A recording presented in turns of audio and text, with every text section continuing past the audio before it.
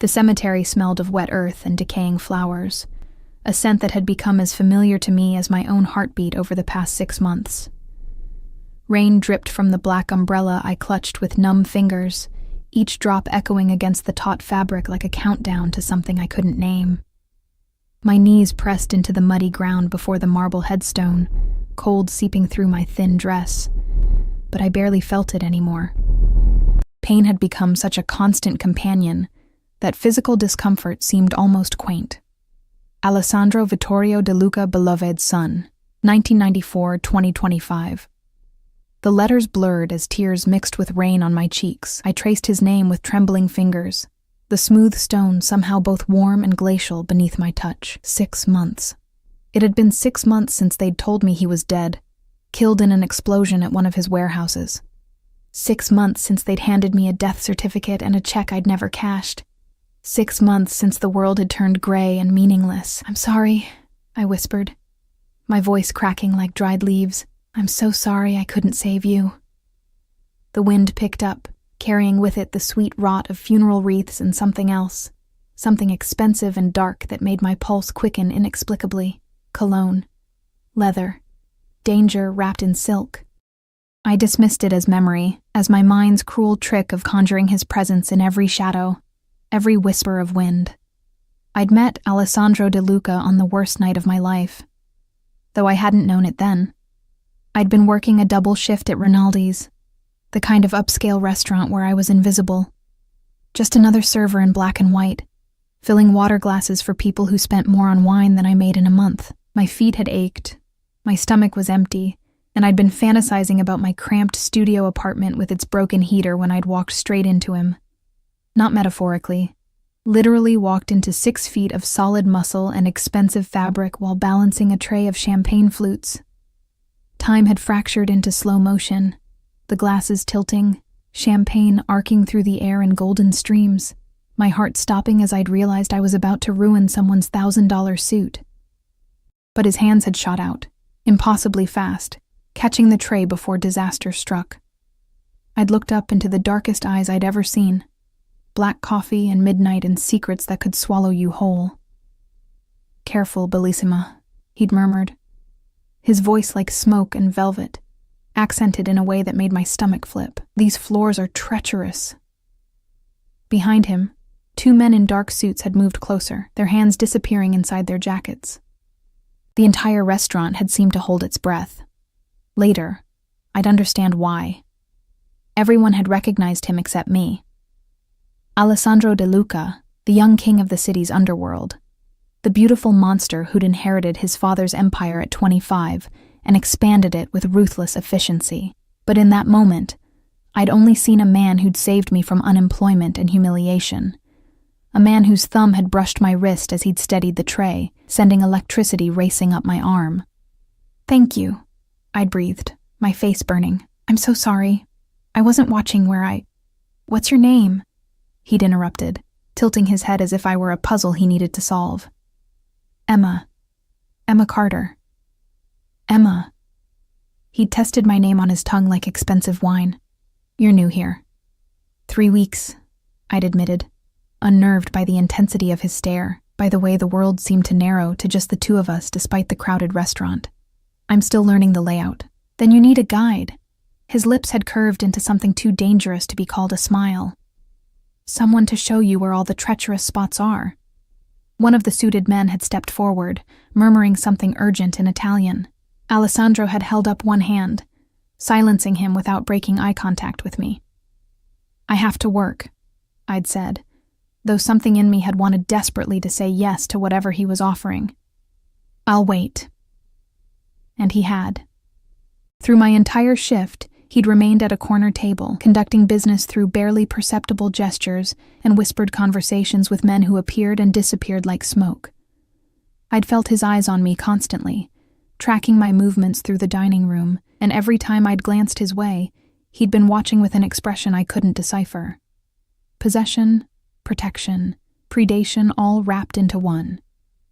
When my shift had ended, I'd found him waiting by the employee entrance, leaning against a black Mercedes with tinted windows so dark they looked like portals to another dimension. A driver stood at attention by the door. A mountain of a man with scars on his knuckles and a gun-shaped bulge under his jacket. "I should go home," I'd said, every instinct screaming that this man was dangerous, that I should run. "Then I'll take you home," he'd replied, as if it were the most natural thing in the world. "It's late. The streets aren't safe. I take the bus every night. Not tonight." It wasn't a question. His hand had settled on the small of my back, burning through the thin fabric of my uniform, and I'd found myself sliding into the leather interior before I could form a coherent protest. The car had smelled like him, that intoxicating mixture of expensive cologne, leather, and something darker I couldn't name. Danger, maybe. Or destiny. "Where do you live, Emma?" His voice had wrapped around me in the darkness, intimate and commanding. I'd given him my address, my voice barely above a whisper, hyper-aware of his presence beside me, of the way his shoulder brushed mine with each turn, of how the city lights painted shadows across his sharp features. "This neighborhood," he'd murmured as we'd pulled up to my building. A converted factory in a part of town where streetlights flickered and sirens sang lullabies. "It's not safe for you. It's what I can afford." His jaw had tightened, something dark and possessive flashing in his eyes. "That will change." I should have been alarmed, should have recognized the promise threat in his words. Instead, I'd felt a flutter of something warm and dangerous in my chest. "Thank you for the ride, Mr. Alessandro. Just Alessandro." He'd taken my hand, his thumb tracing circles on my pulse point that made my breath catch. "And this isn't goodbye, Emma Carter. I'll see you tomorrow. I don't work tomorrow. I know." His smile had been all teeth and shadows. "I'll pick you up at 7. Wear something beautiful." Before I could protest, before I could tell him that I didn't go on dates with strangers, that I didn't own anything beautiful, that this was insane, he'd pressed something into my palm, a business card with nothing but a phone number embossed in gold. "If you need anything before then," he'd said, his voice dropping to a register that made my skin prickle with heat. "Anything at all, you call this number. Capisce?" I'd nodded, mute and overwhelmed, and stumbled out of the car. I'd watched from my window as the Mercedes had idled at the curb for 20 minutes, not leaving until my light had turned on, until he'd been certain I was safe inside. That had been the beginning of my descent into Alessandro De Luca's world, a world of private tables at impossible-to-book restaurants, of drivers who appeared from nowhere, of men who stepped aside when we passed, of conversations conducted in Italian over my head while his hand remained possessively on my waist. A world where danger and beauty intertwined like lovers, where I'd felt more alive and more terrified than I'd ever been. He'd courted me with an intensity that had stolen my breath. Flowers appeared at my door daily. Not roses, but exotic blooms I couldn't name, each bouquet more extravagant than the last. He'd learned my schedule somehow, appearing at the end of each shift with that black Mercedes and its silent driver, refusing to let me take the bus, to walk through dark streets, to exist unprotected in his city. "You don't understand what you are," he'd told me one night, his fingers threading through my hair as we'd sat in his penthouse overlooking the glittering cityscape. "You're light in a world of shadows, Bellissima, and I'm too selfish to let the darkness touch you." "Then what does that make you?" I'd whispered, searching his beautiful, dangerous face. "Your darkness." His kiss had tasted like whiskey and sin. "The monster who'll burn the world to keep you safe." Now, kneeling at his grave, I pressed my forehead against the cold marble and sobbed. The rain intensified, drumming against my umbrella like accusations. I'd failed him. On the night of the explosion, I'd been at his penthouse, waiting for him to come home from a meeting he'd promised would be quick. The last thing he'd texted me was simple. "I love you, Emma. Everything I do is to build a life where you'll always be safe."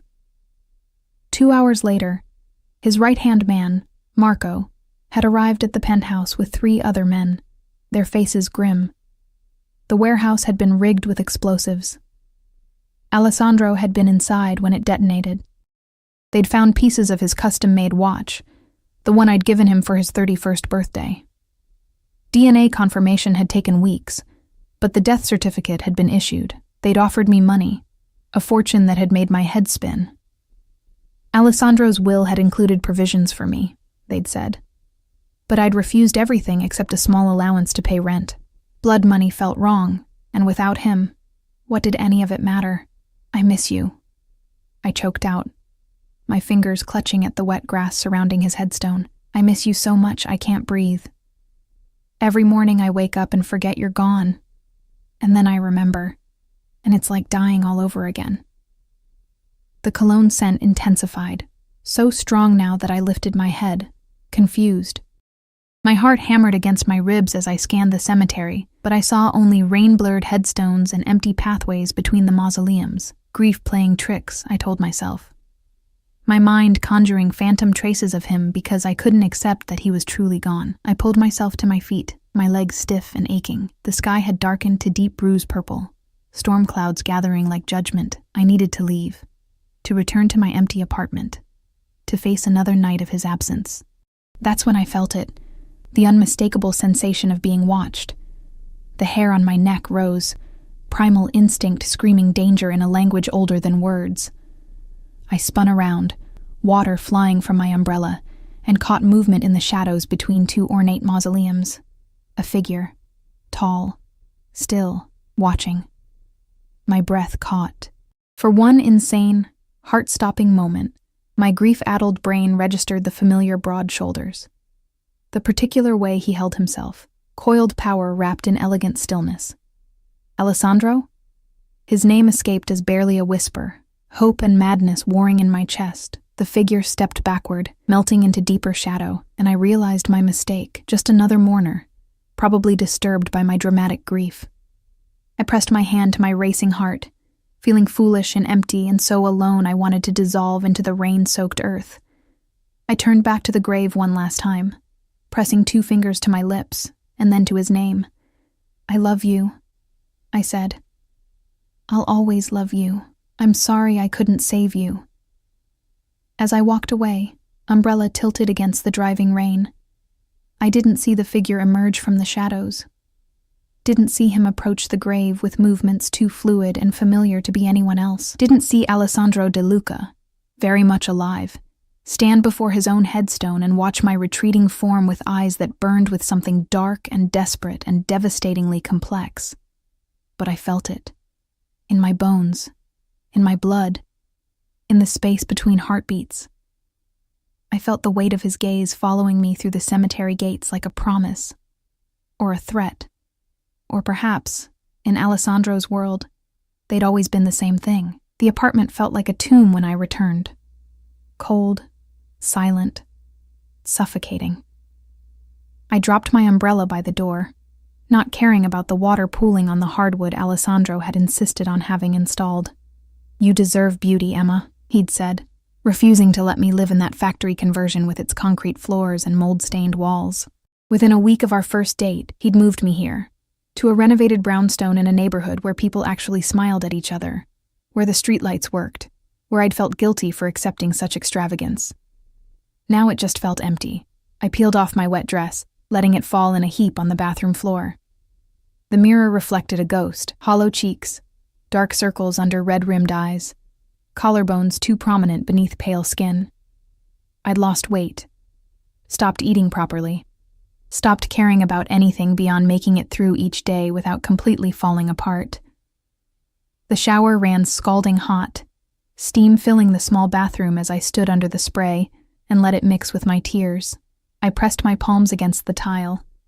Expensive Italian marble Alessandro had chosen because the veining reminds me of your skin in candlelight, and tried to remember how to breathe. 6 months. How was it possible that 6 months could feel like 6 years and 6 seconds simultaneously? I dried off mechanically, pulled on one of Alessandro's shirts that I'd stolen from his penthouse, the soft black silk still carrying phantom traces of his scent, and collapsed onto the bed. Sleep would be elusive, as it always was. I'd lie here for hours, replaying memories, torturing myself with what-ifs and if-onlys, until exhaustion dragged me into nightmares where he died over and over in increasingly horrific ways. My phone buzzed on the nightstand, probably my manager at Rinaldi's, asking if I could pick up a shift. I'd returned to work 3 months after Alessandro's death, needing something to fill the endless hours. Needing to feel useful, even though the thought of serving champagne to people who'd never known loss made me want to scream. But when I checked the screen, my blood turned to ice. Unknown number. You shouldn't visit the cemetery alone. It's not safe. My hands shook as I stared at the message. Wrong number? A sick joke? But something about the phrasing made my pulse race. Not the words themselves, but the familiar cadence, the particular concern about my safety that sounded like, no, impossible. I was losing my mind. I typed back with trembling fingers. Who is this? 3 dots appeared, pulsing, disappeared, appeared again. Unknown. Number. Someone who cares about your well-being. Lock your doors, Emma. Don't go out alone after dark. Emma. They knew my name. My breath came faster, panic and something else, something desperate and dangerous rising in my throat. This was sick. Someone was playing a cruel game, or I'd finally cracked completely, or... me. This isn't funny. Whoever you are, stop. Unknown number. I'm not laughing. There are people in this city who would hurt you to hurt me. Stay inside. Stay safe. To hurt me. Present tense. As if the sender was alive, was active, was someone whose enemies might target his loved ones. My vision blurred. The room spun. I couldn't breathe, couldn't think past the insane hope clawing through my chest like a wild animal. Me. Alessandro? No response. The dots didn't appear. Minutes ticked by in agonizing silence while I clutched the phone so hard my knuckles went white. Then, unknown number. Forget this number. Forget this conversation. Be safe, Bellissima. Bellissima. His word. His endearment. The phone slipped from my nerveless fingers and bounced on the mattress. I was hallucinating. Grief-induced psychosis. There was no other explanation. Alessandro was dead. I'd stood at his grave. I'd seen the death certificate. Marco had shown me the surveillance footage of the warehouse explosion. A fireball so intense, there had been almost nothing left to recover. But what if it had all been staged? The thought was insane. Impossible. Why would he fake his death? Why would he let me suffer for 6 months? Let me cry myself sick? Let me waste away believing he was gone? Unless he'd had no choice, unless something had been so dangerous, so catastrophic, that dying had been the only way to protect. My door buzzer jolted me from spiraling thoughts. I jumped, heart hammering, and stared at the intercom like it might explode. It was nearly midnight. No one visited me anymore. I had no friends left. Alessandro's world had consumed me so completely that my old life had simply evaporated. The buzzer sounded again, more insistent. I crept to the intercom, pressed the button with shaking hands. Who is it? Ms. Carter? A male voice, professional and unfamiliar. I have a delivery for you. It's midnight. Yes, ma'am. I apologize for the late hour. My instructions were quite specific. Deliver tonight, regardless of the time. Instructions from whom? I should send him away. Should call the police. Should do anything except buzz a stranger into my building after receiving cryptic texts that had shattered my fragile grip on reality. Instead, I heard myself say, "Leave it in the lobby." "I'm afraid I can't do that, ma'am. I need your signature." Something in his tone, respectful but immovable, reminded me of Alessandro's men. That particular blend of courtesy and absolute certainty that their orders would be followed. "I'll be right down," I whispered. I pulled on jeans and kept Alessandro's shirt on like armor, like he could still protect me from beyond the grave. Or from wherever he actually was, if the impossible was somehow true. The hallway was empty, fluorescent lights humming their monotonous song. My footsteps echoed on the stairs as I descended to the lobby, each step feeling like a descent into something I couldn't name. Through the glass door, I could see him, a man in a dark suit, holding a large black box tied with silver ribbon. He stood perfectly still, patient in a way that suggested he'd wait all night if necessary. When he saw me, he nodded once, a gesture of acknowledgement that was almost military in its precision. I opened the door 6 inches, keeping the chain engaged. "Who sent you?" "I'm not at liberty to say, ma'am." His eyes were hidden behind dark sunglasses despite the late hour. But I was told to assure you that you're safe. That you've always been safe, even when you didn't know it. My knees threatened to buckle. I need a name. He said you'd ask that. The man's lips curved into something that might have been a smile if it had reached his eyes. He said to tell you, remember what I promised you that first night. Everything I do is to keep you safe. The world tilted. Those words, Alessandro had said them constantly.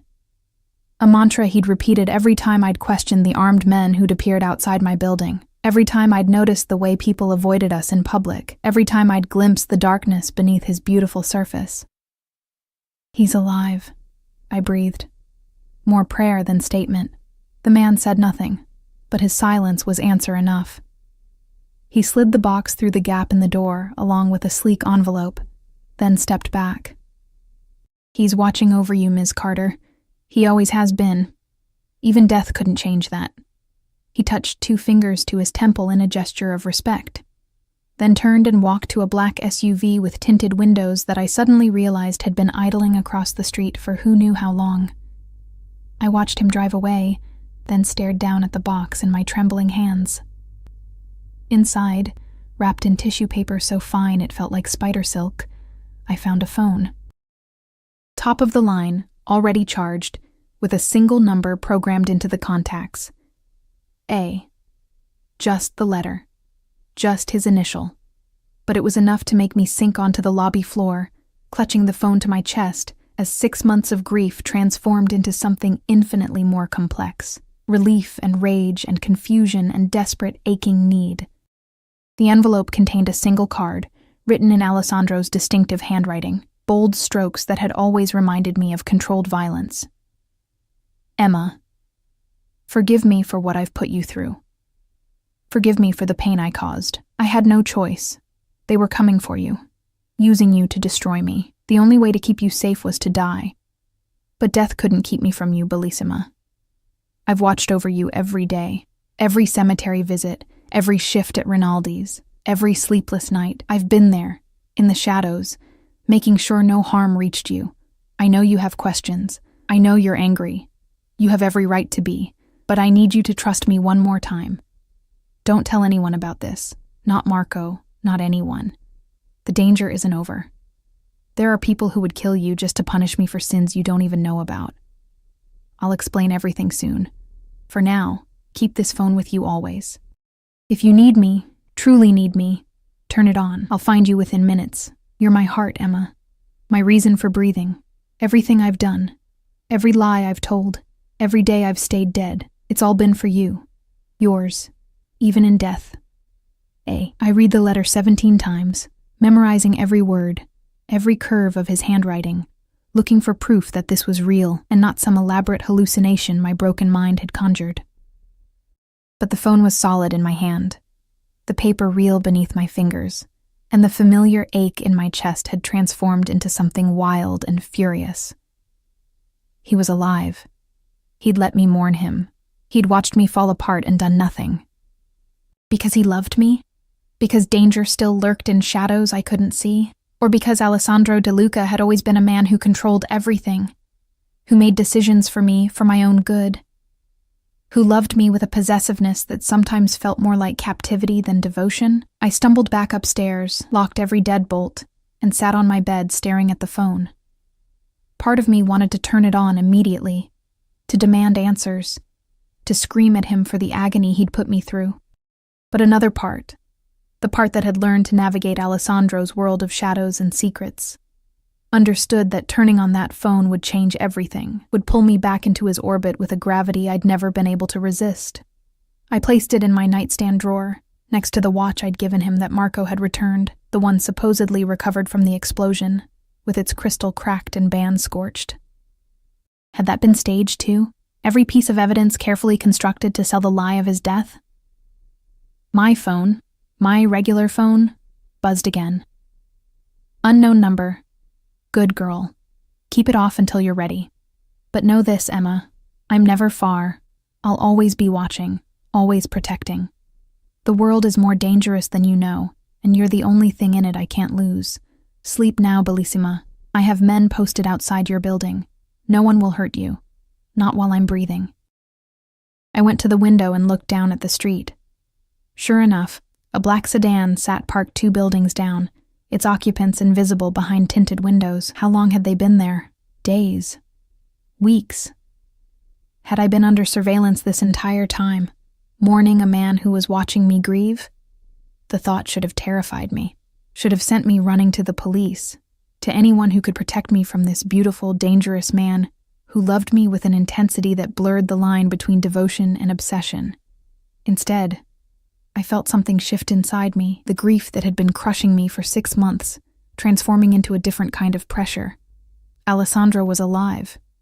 The love of my life, the monster who'd stolen my heart, the man I'd thought I'd lost forever. He was out there, breathing, watching, orchestrating my safety from the shadows. And tomorrow, I decided as I finally climbed under the covers, I was going to find out exactly what he'd been protecting me from, even if the truth destroyed me. Morning arrived with weak sunlight filtering through my curtains, painting golden stripes across the hardwood floor. I'd slept fitfully, dreams bleeding into waking thoughts until I could no longer distinguish memory from nightmare, from impossible reality. The phone sat in my nightstand like a loaded gun, dormant but dangerous, promising answers I wasn't sure I was ready to hear. I showered, dressed in jeans and a sweater, and made coffee that tasted like ash in my mouth. Everything felt surreal, like I was moving through water, like the world had tilted slightly off its axis overnight, and I was the only one who noticed. The black sedan was still parked outside. In daylight, I could make out 2 figures in the front seats. Large men in dark clothing who didn't move, didn't speak, just watched. Protecting me, Alessandro had said. But protection and prison sometimes wore the same face. I needed to think. Needed to process this somewhere away from the apartment that suddenly felt like a carefully constructed cage. Beautiful, but confining. I grabbed my jacket and headed for the door, but my phone buzzed before I could leave. Unknown. Number. Where are you going? My blood ran cold. He was watching. Right now. Either through the men outside or cameras I hadn't noticed or some other method I couldn't fathom. The cage wasn't just the apartment. It was everywhere Alessandro's influence reached, which in this city might as well be everywhere. I typed back with shaking hands. I need air. I need to think. Unknown number. Take the car. Driver will take you anywhere you want to go. You don't walk alone in this city, Emma. Not anymore.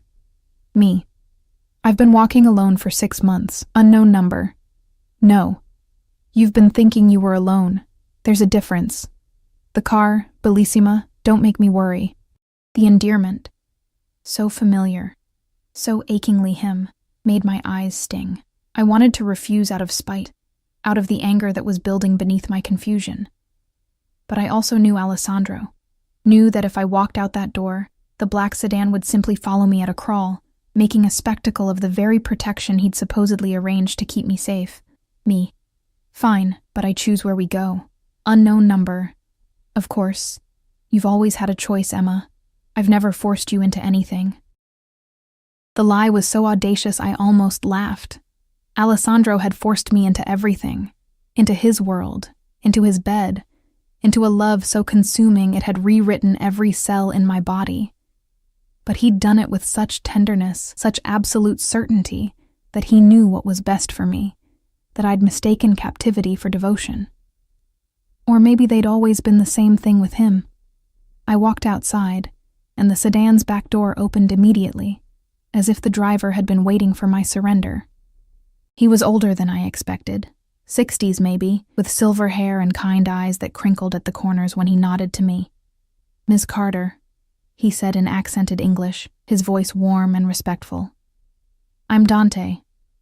I've had the honor of ensuring your safety these past months. You've been following me?" The words came out sharper than I intended. "Protecting," he corrected gently. "There's a difference. Mr. DeLuca, he loves you very much. What he did, faking his death, it nearly destroyed him, but there were people, very dangerous people, who would have used you to break him. He had no choice." I slid into the back seat, surrounded by leather that smelled like Alessandro, like every car he'd ever driven me in. Everyone has choices, Dante. Not men like Mr. DeLuca. Dante pulled into traffic with practiced ease. When you love someone more than you love yourself, more than you love your own life, the choices become very simple. You do whatever it takes to keep them breathing. Everything else is just details, even if it destroys the person you're protecting. Dante's eyes met mine in the rearview mirror, and I saw something there: sympathy, understanding, and beneath it all, unwavering loyalty to the man who'd apparently orchestrated my entire existence for the past 6 months. Where would you like to go, Miss Carter? I almost said the cemetery, wanted to stand before that false grave and rage at the lie of it. But something stopped me. If Alessandro was watching, if he had people everywhere, going to his grave felt like capitulating, like accepting his narrative instead of demanding my own. The harbor, I said instead. The old pier, where the fishermen dock. It was the one place in the city Alessandro had never taken me. Too public, too working class, too far from his world of velvet ropes and private rooms. He'd kept me in a carefully curated bubble of luxury and safety, never letting me see the rougher edges of his city. The places where his influence showed its teeth. Dante drove in silence, and I watched the neighborhood shift through the tinted windows, from my genteel brownstone area, to commercial districts, to industrial zones where the buildings wore their age like scars. The harbor opened before us, gray-green water stretching toward a horizon choked with cargo ships and morning mist. I got out before Dante could open my door, needing to assert some small measure of independence. The wind off the water bit through my jacket, carrying salt and fish and diesel fuel. Real smells, honest smells, nothing like the expensive perfume of Alessandro's world. I'll be right here, Dante said, leaning against the car with his arms crossed, his eyes constantly scanning the area with practiced vigilance. I walked to the edge of the pier and stood watching fishing boats bob on the swells, their paint peeling, their nets tangled with the morning's catch. Men shouted to each other in languages I didn't understand, their hands rough and capable, their faces weathered by sun and sea. This was reality. Harsh and beautiful and utterly indifferent to the dramas people constructed in their desperate attempts to control fate. My phone buzzed. Not the secret one, my regular phone. Unknown number. You chose well. I've never taken you to the harbor. Too many uncontrolled variables. Too many sightlines I can't monitor. It makes me nervous. Bellissima. I spun around, scanning the pier, the boats, the warehouses lining the shore. Where was he? How close? Was he watching through a scope? Through binoculars? Through cameras I couldn't see? Me. Good. You should be nervous. You should feel a fraction of what I've felt these past 6 months. Unknown number. I felt every second of your pain, Emma. Watched you cry at my grave and couldn't comfort you. Watched you waste away and couldn't feed you. Watched you walk through this city like a ghost and couldn't breathe life back into you. Don't tell me I haven't suffered. Me. Then why? Why not just tell me?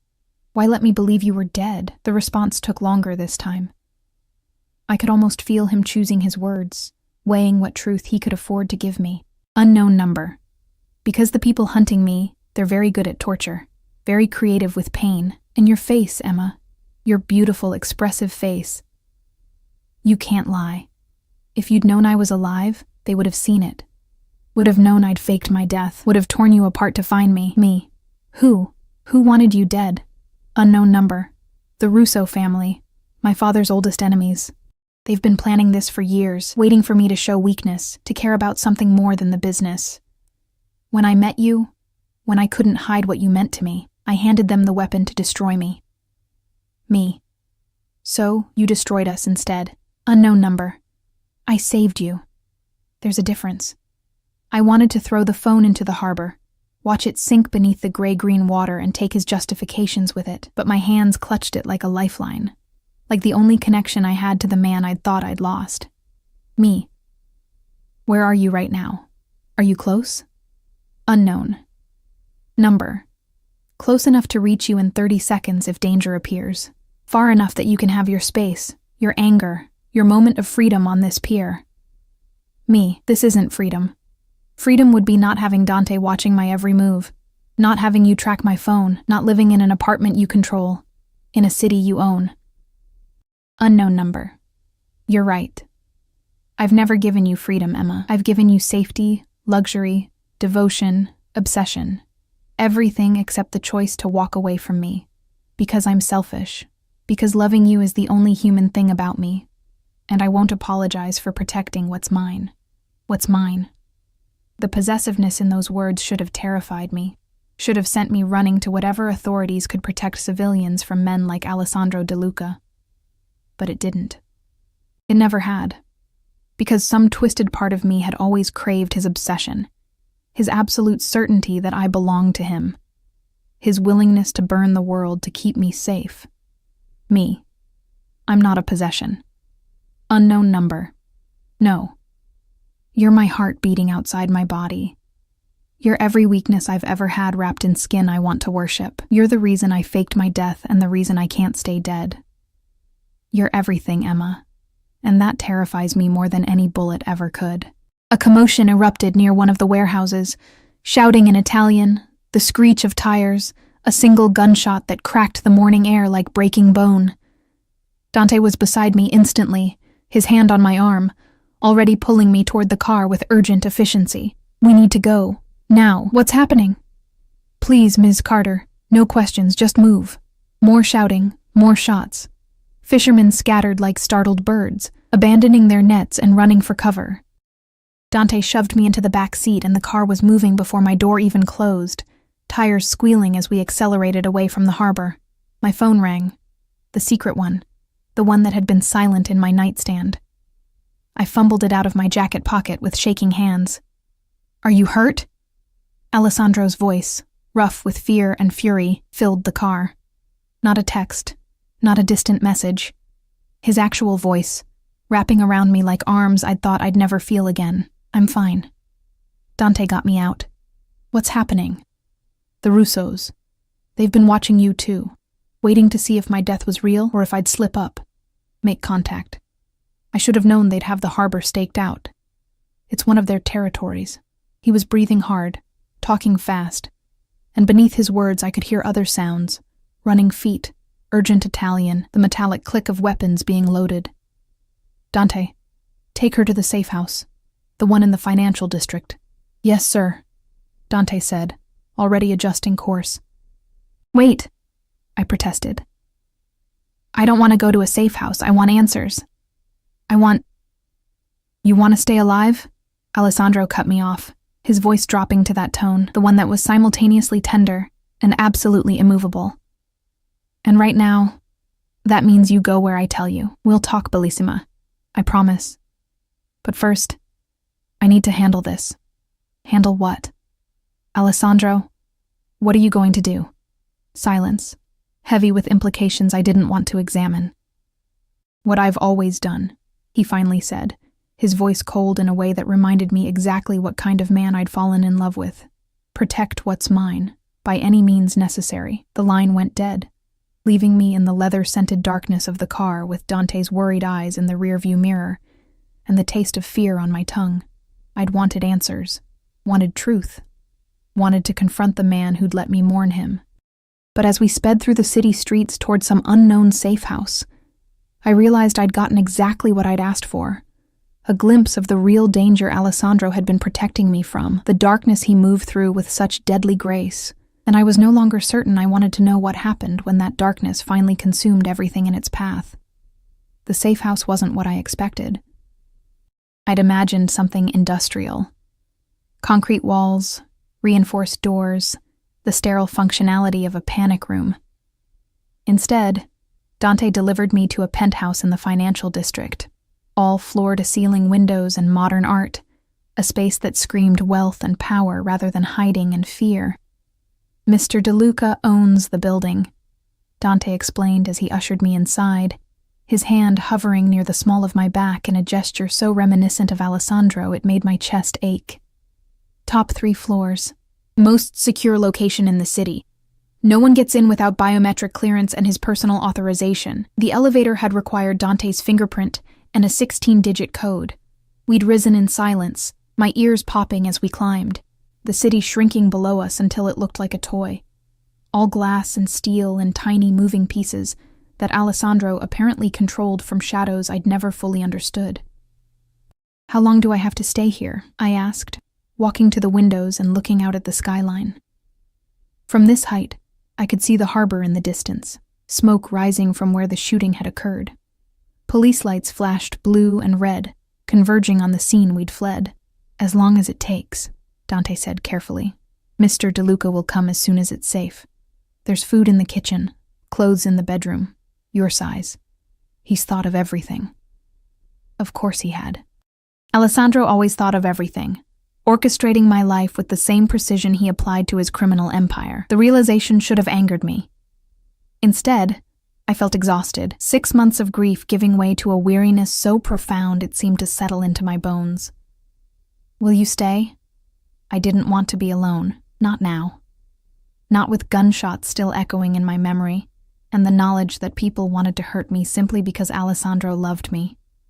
"I'll be right outside the door," Dante promised. "You're safe here, Miss Carter. I give you my word." After he left, I explored the penthouse like a prisoner examining her cell.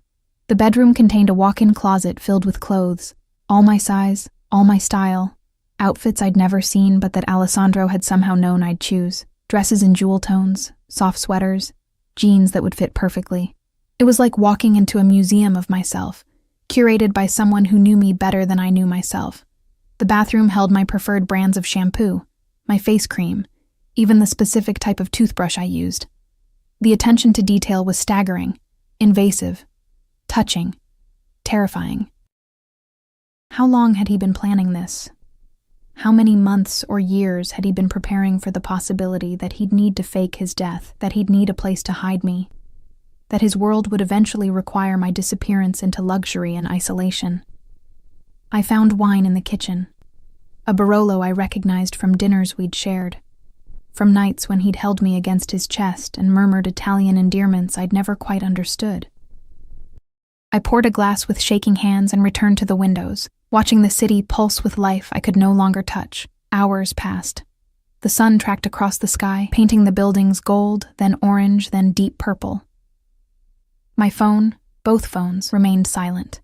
I imagined Alessandro out there somewhere, handling the Russo situation with whatever methods men like him employed. Violence, probably. Bloodshed. The darkness he'd always kept carefully hidden from me, protecting my innocence even as he stole my freedom. Night fell. City lights blazed to life like 1,000 fallen stars. I was starting to think he wouldn't come, that I'd spend the night alone in this beautiful cage, when I heard the elevator doors open. Every muscle in my body tensed. I turned from the windows slowly, my heart hammering against my ribs so hard I thought it might crack bone. And there he was, Alessandro DeLuca, alive. Real. Standing in the doorway like a ghost made flesh, like every prayer and curse I'd screamed into the darkness for 6 months had finally been answered. He looked different, leaner, harder, with shadows under his eyes that mirrored my own. His hair was slightly longer, curling at his collar. He wore all black, tactical pants, a fitted shirt that showed the lean muscle beneath. There was blood on his hands, not his blood, I somehow knew. Someone else's sacrifice to keep me safe. For a long moment, we just stared at each other. The air between us felt charged, dangerous, like the moment before lightning strikes when every hair stands on end and the world holds its breath. Emma. My name on his lips, that voice I'd thought I'd never hear again, broke something inside me. I wanted to run to him, wanted to slap him, wanted to collapse at his feet and sob with relief that he was real, solid, breathing. Instead, I stayed frozen by the windows, the wine glass trembling in my hand. "You're alive," I whispered, stating the obvious because my brain couldn't form more complex thoughts. "I'm alive." He took one step forward, his movements careful, like he was approaching a wounded animal. "I know you're angry. I know you hate me. You have every right to—" "I don't hate you." The words burst out before I could stop them. "I've tried. God knows I've tried. But I can't hate you, Alessandro. I can only hate myself for still loving you after what you put me through. His expression cracked, pain flashing across his beautiful face. Bellissima, don't. I held up my hand, stopping him. Don't call me that. Don't use the words you used when I thought we were building something real, not when everything was a lie. Not everything. He moved closer, inexorable as a tide. My love for you. That was never a lie. Every word I said, every promise I made, all of it was true. The only lie was my death, and I did that to keep you breathing. By making me wish I wasn't, my voice broke. I wanted to die, Alessandro. Those first months after they told me you were gone, I wanted to follow you. The only thing that stopped me was the thought that you'd be disappointed if I gave up. And all that time you were watching? You saw what it did to me and you did nothing? I did everything. His voice roughened with emotion. I killed 17 men in the past 6 months. 17 Russo soldiers who got too close to you, who asked questions about you, who even looked at you wrong. I burned down 3 of their operations. I've been waging a war in the shadows to keep you safe while they thought I was dead, while they couldn't use you against me. I didn't ask for that. The wine glass shattered against the floor, red liquid spreading like blood across the white marble. I didn't ask you to kill for me. I didn't ask you to lie to me. I just wanted you, the real you, the truth, even if it was dangerous. The truth would have gotten you tortured. He was close enough now that I could smell him. Gunpowder and smoke layered over his familiar cologne. The Russos, they don't just kill, Emma. They make art out of suffering. They would have taken you apart piece by piece, kept you alive for days, weeks, just to make me surrender everything I've built. And you, your beautiful, honest face, you can't hide what you feel. If you'd known I was alive, they would have seen it, would have known. So you made the choice for me, again. I pressed my palms against his chest, meaning to push him away, but my hands just stayed there, feeling his heartbeat, fast and hard and real. You always make the choices, Alessandro. Where I live, how I'm protected, who I can see, what I can know. You've built a golden cage and called it love. Yes. He covered my hands with his, and I could feel the dried blood flaking under my fingers. Yes. I built you a cage, because the alternative was watching you fly into danger I couldn't protect you from. Because I'm a selfish bastard who would rather have you safe and angry than free and dead. Because losing you isn't an option I can survive. His other hand came up to cut my face, thumb tracing my cheekbone with infinite tenderness. I know what I am, Bellissima. I'm a monster. I traffic in violence and fear. I've done things that would make you sick if you knew the details. But with you, you're the only good thing in my rotten life. The only pure thing I've ever touched. And I'll do anything. Become anyone. Sacrifice anything to keep you safe. Even if it means you hate me, even if it means watching you mourn me from the shadows. Tears streamed down my face, hot and bitter. I can't do this. I can't live like this, never knowing what's real, always wondering if you're about to disappear again, if some new threat will require you to fake your death, or lock me away, or make decisions about my life without consulting me. Then leave. The words seemed to cost him everything. His hand dropped from my face and he stepped back, creating distance that felt like an ocean between us. The elevator code is 12042024, December 4th, 2024. The day I knew I loved you. Walk away, Emma. Take the money I left for you. Start over somewhere far from this city, far from me. I'll have Dante drive you anywhere you want to go, and I swear on my life, I'll never contact you again. You'll be free. I stared at him, searching his face for the lie, for the manipulation, but all I saw was exhaustion and love, and a resignation so profound it looked like death. You'd let me go, I whispered. After everything, the killing, the lying, the watching over me, you'd just let me walk away if it's what you need to be happy. His jaw clenched, every word clearly agony. I've taken everything from you, Emma. Your freedom, your peace, 6 months of your life. The least I can do is give you a choice now.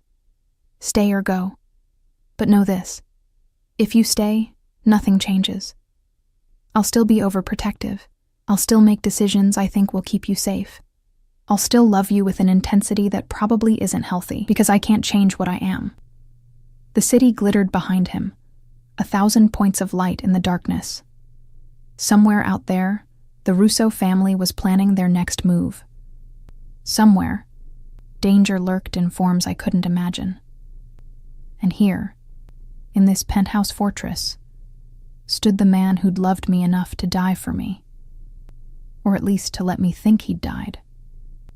"What happened at the harbor?" I asked, instead of answering. "The shooting. What did you do?" His expression hardened, becoming the face of the man who ruled the underworld. "The Russos had men watching you. When you showed up at their territory, they thought I'd revealed myself, that I'd gotten sloppy. They were going to take you. So I took them first. Took them. Killed them." He didn't flinch from the words. "All 4. Quick and clean. Then I sent their bodies back to Dmitri Russo with a message. Emma Carter is under my protection. Anyone who touches her signs their death warrant. But you're supposed to be dead. Won't that—" "Doesn't matter anymore." He shrugged, and I saw the weight of exhaustion in his shoulders. "I can't stay dead if it means watching you walk into danger. The Russos know now, or they'll know soon enough. Alessandro De Luca is alive, and he's coming for them. It's war now, Bellissima. Open war. And you're the reason I'm willing to burn everything to the ground. I should have been horrified, should have run for that elevator and never looked back. But standing there, looking at this beautiful, deadly man who'd killed for me, lied for me, died for me, I realized I'd known all along what my choice would be. I'd known it the moment I'd seen him standing in the doorway. Maybe I'd known it 6 months ago, when I'd first walked into his orbit and felt the gravity of his obsession pulling me in. "I need you to promise me something," I said quietly. Hope flared in his dark eyes. "Anything. No more lies. No more faking deaths or making decisions without me. If there's danger, you tell me. If there's a threat, we face it together. I won't be kept in the dark anymore, Alessandro. I can't survive it. Emma, promise me." I stepped closer, closing the distance between us. "Or I walk away right now, and you'll never see me again." He studied my face for a long moment, and I could see the war raging behind his eyes. The instinct to protect me from knowledge that could hurt me battling with the desperate need to keep me in his life. Finally, he nodded. "I promise. No more lies. No more secrets. You'll know everything. The good, the bad, the bloody. Even if it means you see me for the monster I really am." "I already know what you are," I whispered, reaching up to touch his face, feeling stubble rough against my palm. "I've always known. I just needed you to trust me enough to stop hiding it." His arms came around me then, pulling me against his chest with a desperation that stole my breath. I felt his heart hammering, felt the tension drain from his body, felt the wetness of tears against my hair as this powerful, dangerous man broke apart in my arms. "I'm sorry," he whispered into my hair, the words broken and raw. "I'm so sorry for the pain I caused you. For watching you suffer and not being able to comfort you. For putting my fear above your right to know the truth. I'm sorry, Bellissima. I'm so goddamn sorry." I held him as tightly as he held me. 2 broken people clinging to each other in a penthouse fortress while the city burned below. It wasn't forgiveness. Not yet. That would take time, honesty, and a rebuilding of trust he'd shattered, but it was a beginning. And as Alessandro's lips found mine in a kiss that tasted like tears and blood and desperate need, I realized that some cages are easier to bear when you understand exactly why the door is locked, even if the key remains in someone else's hands. The war came faster than either of us expected. 3 days after Alessandro revealed himself to be alive, the Russos retaliated. A car bomb outside one of Alessandro's legitimate businesses, a restaurant in the theater district where families ate Sunday dinners and tourists took photos of pasta dishes. 12 injured, 3 dead. Collateral damage in a conflict those people didn't even know existed. I watched the news coverage from the penthouse, my hands shaking as Alessandro stood behind me, his phone pressed to his ear, barking orders in rapid Italian. His hand rested on my shoulder, heavy, possessive, anchoring me to him even as his world exploded into open warfare. "They're trying to draw me out," he said after ending the call, his voice tight with controlled fury. Hitting civilian targets to force my hand, to make me sloppy. They want me angry. Aren't you? I turned to face him. 3 days of honesty had shown me sides of Alessandro I'd only glimpsed before. The calculating strategist who moved men like chess pieces, the cold executioner who ordered deaths with the same ease as ordering dinner, the exhausted human beneath the monster, who sometimes looked at me like I was the only thing keeping him from dissolving entirely. I'm furious. His jaw clenched. But fury doesn't win wars. Strategy does.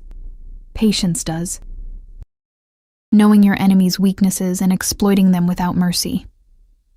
What are their weaknesses? He studied my face, and I could see him weighing how much truth to give me, how much darkness to let me see. Finally, he pulled me to the dining table where maps and photos were spread like evidence of sins. Dimitri Russo has 3 sons. The oldest, Victor, runs their drug operations. The middle, Alexei, handles enforcement. He's the one who would have tortured you if they'd taken you. The youngest, Mikhail, is supposed to be studying business at Oxford, keeping his hands clean for when they need a legitimate face. Supposed to be? Alessandro's smile was all teeth and shadows. Mikhail has a gambling problem. Loses hundreds of thousands at underground poker games. He's also been skimming from his father's operations to pay his debts. Dimitri doesn't know yet, or didn't until I sent him proof this morning. I stared at the surveillance photos. A young man who looked barely 20, handsome in the way of people who'd never known hardship, photographed at casinos, private games, meetings with bookies who had Alessandro's people written all over them. You're going to turn his family against each other. I'm going to give Dimitri a choice, Alessandro corrected. Lose his youngest son to his own paranoia, or back down and accept that I'm untouchable. Either way, the Russos tear themselves apart from the inside while I keep my hands relatively clean. It was brilliant. Ruthless. Exactly the kind of calculated violence that made Alessandro De Luca so dangerous. And I was complicit now, sitting at his war table, understanding his strategies, accepting the blood that would be spilled in my name. Will it work? I asked quietly. Dimitri loves his sons, but he loves power more. When he realizes Mikhail has been stealing from him, compromising the family, Alessandro shrugged. He'll make an example, and his other sons will remember that family loyalty means nothing against betrayal. Over the next week, I watched Alessandro orchestrate the Russo family's implosion with surgical precision, anonymous tips to Dimitri about Mikhail's activities, photographic evidence of the money trail, rumors planted among the Russo soldiers about which son would inherit leadership. Every move calculated to create maximum chaos with minimum direct involvement. I learned the rhythm of his world, phone calls at 3 a.m, men arriving with reports and leaving with orders. The constant awareness that death could arrive at any moment. Dante and a rotating crew of guards surrounded the penthouse 24 hours a day. Alessandro barely slept, existing on espresso and adrenaline, and the fierce need to protect what was his. You should rest, I told him one night, finding him at the windows, staring out at the city he owned through violence and fear. Can't. He didn't turn around. The moment I close my eyes, I see you at that harbor. See what would have happened if Dante had been 1 second slower, if I hadn't had men positioned there. I see them taking you, hurting you, using you to destroy me, and I can't. His voice broke. I can't survive that image, Emma. So I stay awake. I wrapped my arms around him from behind, pressing my cheek against his back, feeling the tension in his muscles. I'm here. I'm safe. You kept your promise. For now. His hands covered mine, holding them against his chest where his heart beat too fast. But there's always another threat, always someone who wants what I have, who sees you as the weakness they can exploit. Being with me means living like this. Guards, safe houses, always looking over your shoulder. Is this really what you want? It was the question he'd been asking in a dozen different ways since I'd chosen to stay. And every time I gave him the same answer. I want you. The rest comes with the territory. He turned in my arms, cupping my face with hands that had killed men for me, that trembled slightly as they touched me. You deserve better than this. Better than me. Maybe.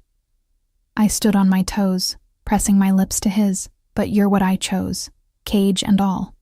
His kiss was desperate, consuming, full of the fear and need and obsessive love that defined everything about us. We made love against the windows, the city watching our shadows move against the glass, and I understood that this was my life now. Beautiful and terrifying, passionate and dangerous, a love story written in blood and devotion. The endgame came 2 weeks after the war began. Dmitri Russo called for a meeting. Neutral ground. A private room at a hotel neither family controlled. Alessandro brought 6 men. I insisted on coming despite his protests, and we arrived to find Dmitri with an equal number of guards and the weight of a broken empire on his shoulders. He was older than I expected, 60s, gray-haired, with eyes that had seen too much violence and inflicted more. He looked at me with something between curiosity and hatred, and I understood that in his world, women were possessions to be used, not people with agency. "So this is the girl worth dying for," Dmitri said in heavily accented English, his gaze raking over me in a way that made Alessandro's hand tighten possessively on my waist. "She must be exceptional in bed to inspire such devotion. Watch your mouth." Alessandro's voice dropped to that dangerous register, the one that preceded violence, "or I'll remove your tongue and feed it to you." Dmitri laughed, but there was no humor in it. "You've won, DeLuca. My youngest son is dead. I killed him myself when I discovered his treachery. My other sons barely speak to me, afraid they'll be next. My organization is in chaos. You got what you wanted. I wanted you to understand that Emma Carter is off limits," Alessandro said coldly, "that touching her, threatening her, even looking at her wrong means death for you and everyone you love. Have I made that clear, Crystal?" Dimitri's jaw clenched. "But understand this. You've made an enemy today who will never forget. Someday, when you're old and weak, when she's..." He gestured at me with contempt. "Dead or left you. When you have something else you love more than your own life, I'll be there. Or my sons will. Or their sons. The Russos never forget. Then I'll kill every Russo that comes for what's mine." Alessandro pulled me closer, his arm like iron around my waist. "Generation after generation, until your family line dies screaming." "That's my promise, Dmitri. Test me. And find out if I'm bluffing." The 2 men stared at each other, old violence and young ambition. 2 predators acknowledging mutual destruction. Finally, Dmitri nodded once and stood, his men following. "Enjoy your victory, DeLuca. I hope she's worth the price you'll eventually pay." After they left, Alessandro pulled me into his arms, burying his face in my hair. "It's over. You're safe now. The Russos won't touch you. They can't afford another war, not with their family fractured. Is it really over?" I pulled back to look at his face, searching for truth. "For now." He brushed hair from my face with infinite tenderness. "There will always be other threats, other families who test me, other moments of danger. But the immediate crisis, yes, it's over. We won." That night, Alessandro took me back to his real penthouse. Not the safe house, but the home we'd shared before his death. The place where I'd spent that last night waiting for him to come back from a meeting he'd never returned from. It smelled the same, looked the same, but everything had changed. "I want to show you something," he said, leading me to his office, a room I'd never been allowed to enter before. Inside, one entire wall was covered with surveillance photos. Of me. Hundreds of them, taken over 6 months. Me at the cemetery, me at work, me walking through the city, me sleeping in my apartment, a shrine to his obsession, evidence of every moment he'd spent watching over me while I'd thought he was dead. "This is what I meant about being a monster," he said quietly. "This is the depth of my obsession with you, Emma. I couldn't let go, couldn't trust anyone else with your safety. Every moment you were breathing, I needed to see it, to know you were okay. It's not normal. It's not healthy. It's you." I touched one of the photos, me crying at his grave, devastation clear on my face. "You watched me break apart, and it killed me." His voice roughened. "Every tear, every time you wasted away, I felt it. But I couldn't reveal myself, couldn't risk you. So I watched and I waited, and I planned how to destroy anyone who'd ever threatened you. I should have been horrified, should have seen this wall of photos as evidence of unhealthy obsession, of possession masquerading as love, but standing there, looking at the visual proof of his devotion, twisted as it was, I understood something fundamental about us. We were both broken, both desperate, both willing to destroy ourselves for the other. It wasn't a fairy tale, it wasn't healthy, but it was real, and it was ours, and I couldn't imagine my life without the intensity of his love anymore. "Take them down," I said. "All of them. You don't need to watch me through cameras anymore. I'm here, I'm yours. I'm not going anywhere. Emma." "I mean it, Alessandro. No more surveillance. No more watching from shadows. If you want to know how I am, ask me. If you want to protect me, stand beside me. We do this together from now on, or not at all." He pulled me against him, and I felt him shaking, with relief, with need, with the overwhelming emotion of a man who'd taught himself not to feel and was now drowning in sensation. "Together," he agreed. "Always together." We made love in his office, surrounded by photos he'd later burn, and I understood that this was my redemption. Not from him, but from myself. I'd chosen this man, this life, this beautiful, dangerous love that would probably destroy us both eventually. But for now, wrapped in Alessandro's arms with the city lights painting shadows across our skin, I was exactly where I belonged. 3 months later, we married in a private ceremony with only Dante and a handful of Alessandro's most trusted men present. No white dress, no church, no pretense that this was anything but what it was. A declaration of ownership that went both ways. A promise sealed in blood and devotion. "You're sure?" Alessandro asked one last time as we stood before the officiant. "There's no going back from this, Bellissima. You'll be mine forever, in this life and whatever comes after." I kissed him, tasting coffee and mint and the particular flavor of danger that would always define us. "I was yours the moment I walked into you at Rinaldi's. This is just making it official. The life we built together wasn't easy. Alessandro's world demanded constant vigilance, occasional violence, and the knowledge that happiness was something we'd have to fight for every single day. But it was ours. Messy and passionate and real in a way I'd never experienced before.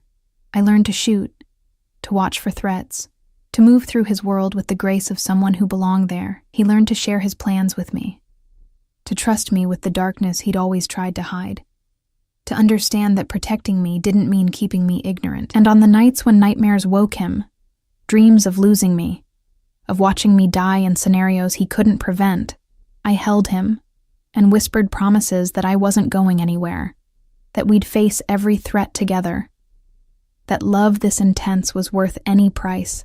Standing at the windows of our penthouse months after his resurrection, Alessandro's arms around me and our child growing inside me, I finally understood the truth about cages. Sometimes they're not prisons. Sometimes they're sanctuaries. Sometimes the bars that keep the world out also keep love in, fierce and obsessive and absolutely unbreakable. Alessandro had built me a cage of devotion and called it protection. And I'd walked into it willingly, locked the door behind me, and thrown away the key. Because some kinds of captivity are just another word for home.